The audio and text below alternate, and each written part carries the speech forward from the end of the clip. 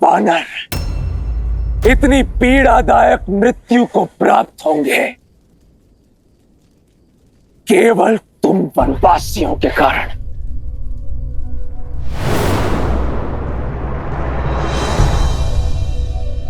आओ हनुमान, आओ।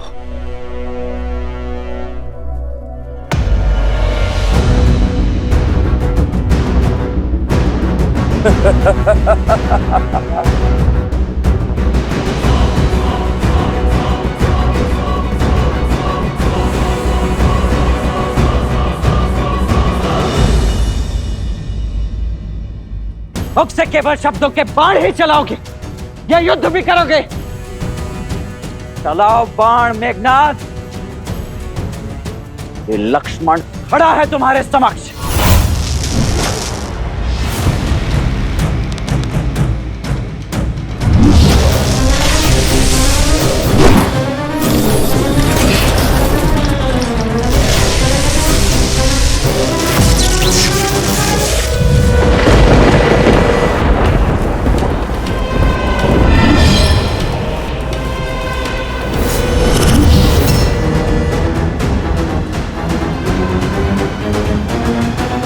हम बाईं ओर से उन वानरों पर आक्रमण करेंगे और निकुंभ की टुकड़ी दाईं ओर से, और वन में छुपी हमारी राक्षस सेना वहां से ये वानरों पर धावा बोलेगी। प्रतीक्षा समाप्त हुई, समय आ गया है। वयम रक्षामा, वयम रक्षामा, वयम रक्षामा, वयम रक्षामा, वयम रक्षामा, वयम रक्षामा, वयम रक्षामा, वयम रक्षामा।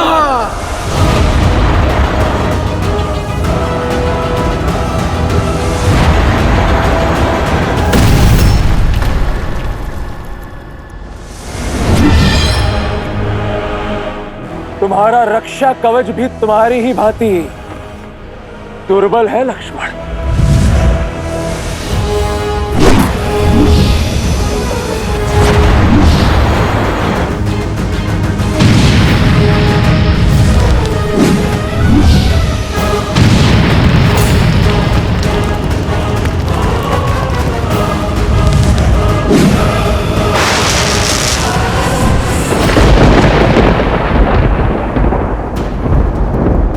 कहां छुप गए मेघनाथ?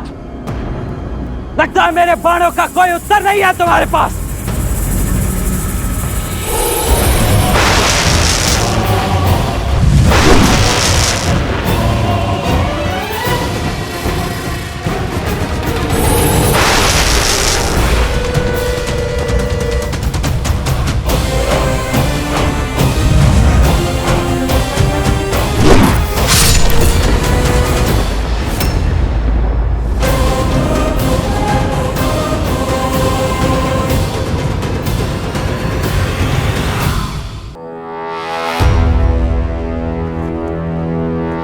मेघनाथ, बार भी किया तो पीठ पर। क्या यह छल और माया ही तुम्हारी वीरता है? सुना तो बहुत था कि देवराज इंद्र को पराजित किया है तुमने। अवश्य ही ऐसे ही छल से पराजित किया होगा तुमने उन्हें भी, क्योंकि सामान्य सरल युद्ध तो तुमसे जीता नहीं जाएगा। ये छल और माया की बातें केवल युद्ध में पराजित हुए योद्धा ही करते हैं, वीर नहीं। जो वास्तविक वीर होते हैं वो प्रत्येक परिस्थिति में केवल युद्ध करते हैं। इसलिए यदि तुम भी वीर हो तो युद्ध करो, बातें नहीं। अच्छा तो ठीक है मेघनाथ, इसके पश्चात मेरी पीठ नहीं देख पाओगे तुम। अब केवल मेरी छाती ही तुम्हें दिखेगी। चलो बाण।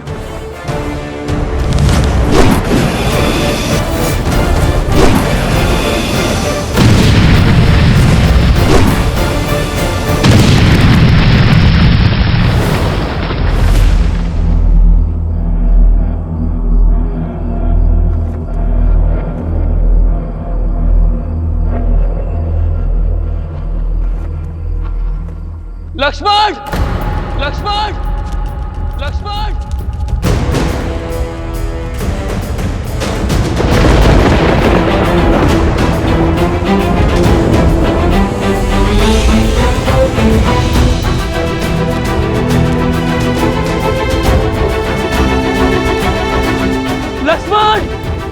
भैया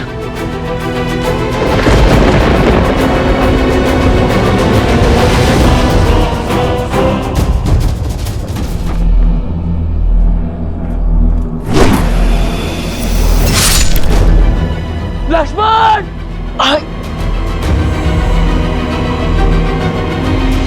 आज इन दोनों वनवासियों का अंत होगा। नहीं भैया, यहाँ कुछ दिखाई नहीं दे रहा है, आप यहाँ मत आना।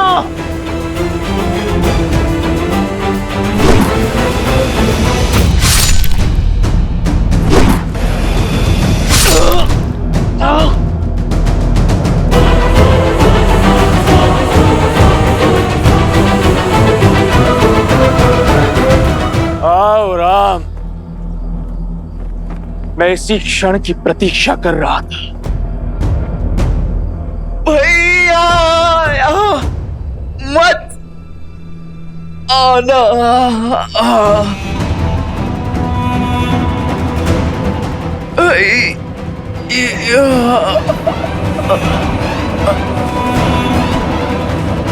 लक्ष्मण, लक्ष्मण, लक्ष्मण, लक्ष्मण, भैया मेरे भाई लक्ष्मण, आपको यहाँ नहीं आना था। कैसी बातें कर रहे हो लक्ष्मण? छाया को छोड़कर देह कभी जा सकती है भला?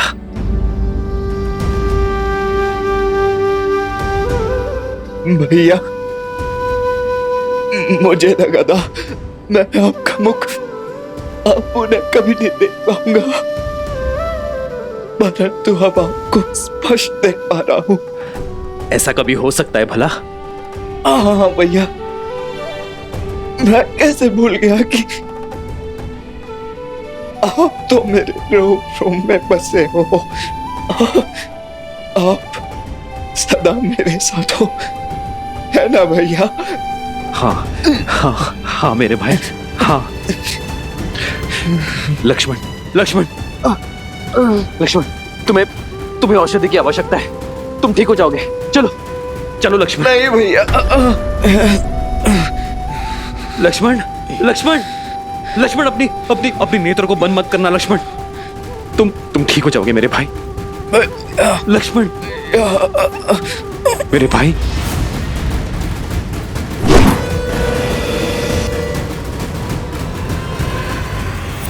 लक्ष्मण!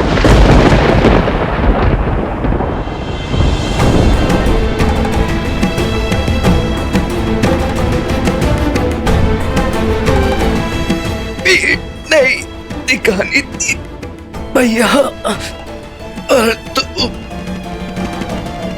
आपको क्षति नहीं पहुंचने दे सकता था। लक्ष्मण,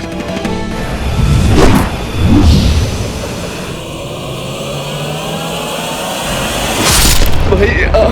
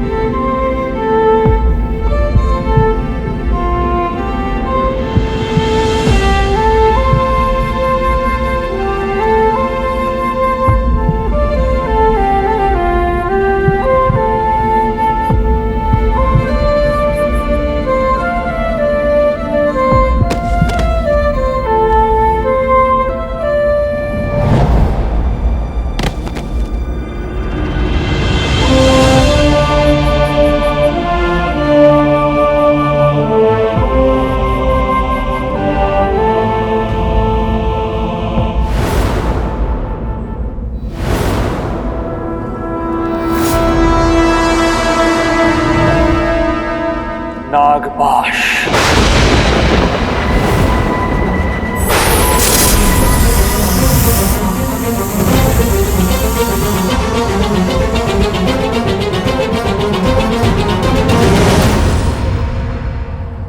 प्रभु,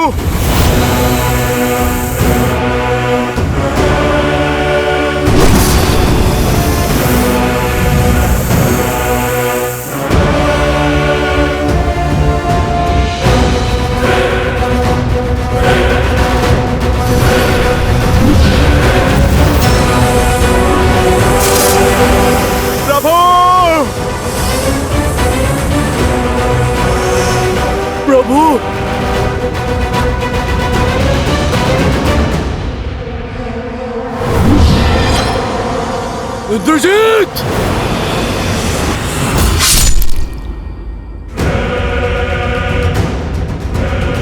बूढ़ा भालू। प्रभु,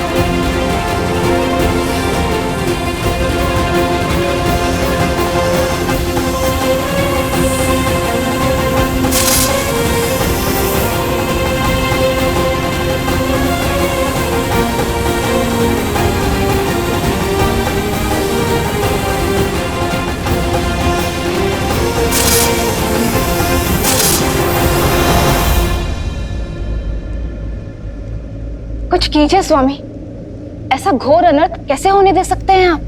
देवी,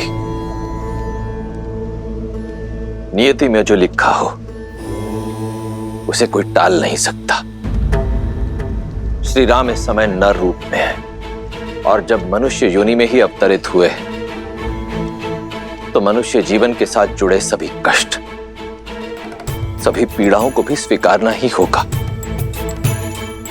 यही तो विशेषता है श्री राम की कि उन्होंने नारायण की किसी भी शक्ति का उपयोग नहीं किया, क्योंकि वो संसार को यह संदेश देना चाहते कि संसार का हर प्राणी वो कार्य कर सकता है जो स्वयं श्री राम ने किया है, परंतु उसके लिए पीड़ा भोगनी होगी, कष्ट भी सहने पड़ सकते हैं। ये समझ लीजिए देवी कि कर्म के मार्ग से होते हुए श्री राम को धर्म का मार्ग बनाना होगा। एक बार पुनः स्वयं को नारायण सिद्ध करना होगा।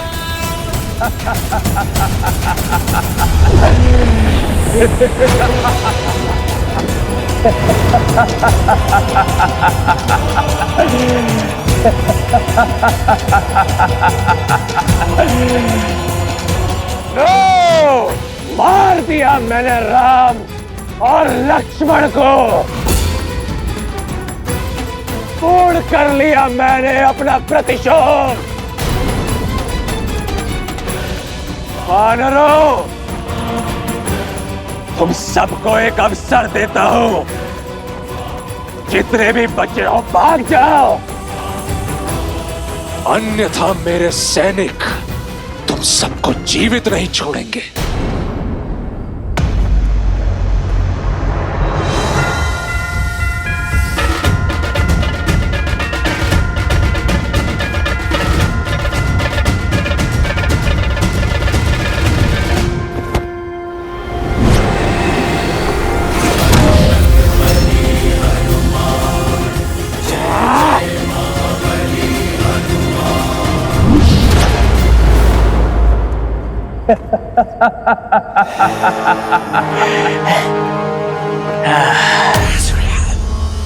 ओम शांति, ओम शांति, ओम शांति। हनुमान, ये क्रोध करने का समय नहीं है। अपने दिवंगत प्रभु की आत्मा की शांति के लिए पाठ करो, शांति मंत्र जाप करो हनुमान। उनकी धरती लोक से यमलोक तक की यात्रा तनिक सरल होगी।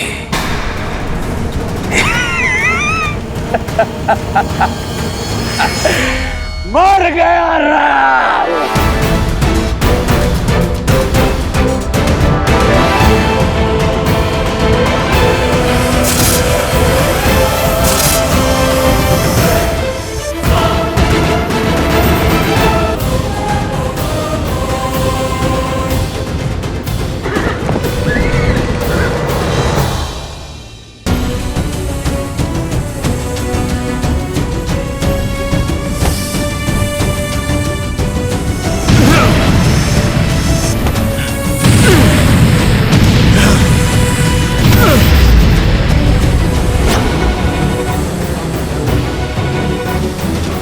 प्रभु, लक्ष्मण भैया।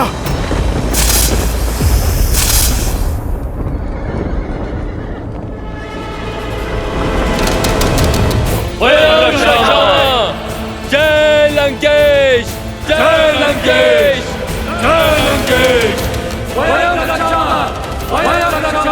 लंका के सैनिकों का विजय नाद, अर्थात सूचना मिली है राम और लक्ष्मण दोनों वनवासी हमारे युवराज के हाथों मारे गए।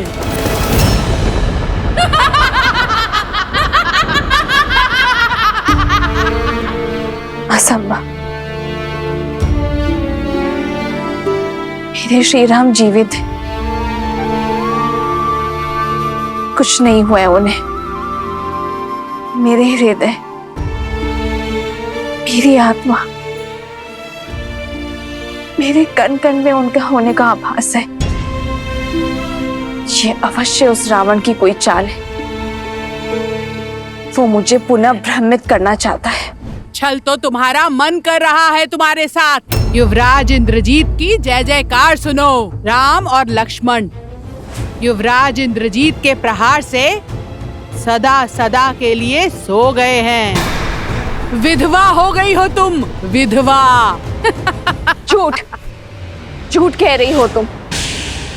जिन श्री राम ने रावण को मुकुटहीन करके भेजा, उन्हें इतनी सरलता से समाप्त करना संभव नहीं है। तुम्हारी सूचना असत्य है। मेरे स्वामी जीवित है। नहीं मानना है तो मत मानो। जब उनके शव देखोगी तो अपने आप विश्वास हो जाएगा तुम्हें।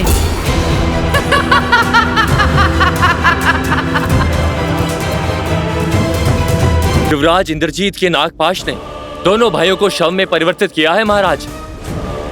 अद्भुत। मेरे इंद्रजीत ने एक बार फिर गौरव से मेरा शीश ऊंचा कर दिया। सुना तुम सबने? मेरे इंद्रजीत ने राम और लक्ष्मण का वध कर दिया। अपने पिता का और लंका का प्रतिशोध लिया है। शार्दुल, इंद्रजीत के स्वागत का भव्य प्रबंध करो। जी महाराज।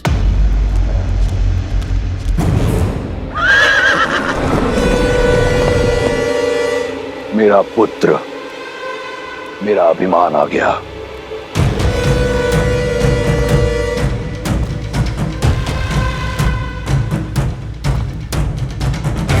युवराज इंद्रजीत की, युवराज इंद्रजीत की, युवराज इंद्रजीत की, युवराज इंद्रजीत की, युवराज इंद्रजीत की, युवराज इंद्रजीत की, युवराज इंद्रजीत की, युवराज इंद्रजीत की, युवराज इंद्रजीत की, युवराज इंद्रजीत की, युवराज इंद्रजीत की, युवराज इंद्रजीत की, युवराज इंद्रजीत की।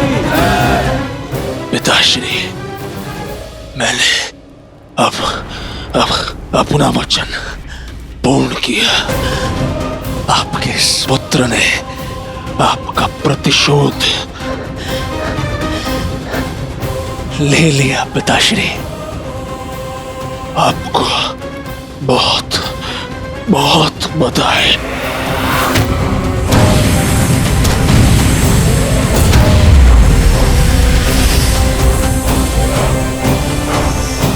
प्रभु श्री राम नहीं रहे और लक्ष्मण भैया भी। मुझे तुम पर गर्व है। तुमने अपने पिता पर और राक्षस कुल पर लगा कलंक हटा दिया। ये जो बह रहा है, ये तुम्हारा रक्त नहीं, तुम्हारी वीरता का चिन्ह है। इसे देखकर मुझे दुख नहीं, गर्व हो रहा है। गर्व। तुमने लंका का और मेरा नाम और भी ऊंचा कर दिया।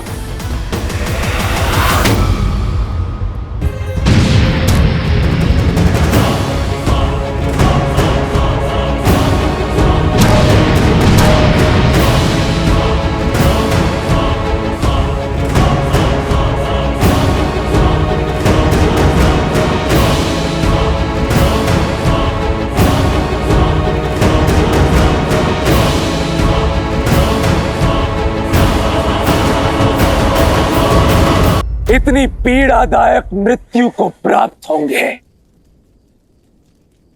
केवल तुम वनवासियों के कारण।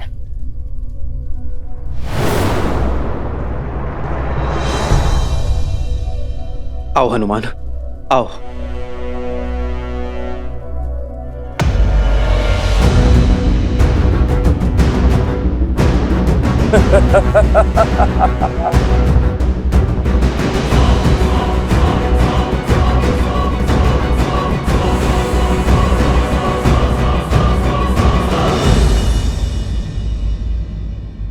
मुख से केवल शब्दों के बाण ही चलाओगे या युद्ध भी करोगे? चलाओ बाण मेघनाथ। ये लक्ष्मण खड़ा है तुम्हारे समक्ष।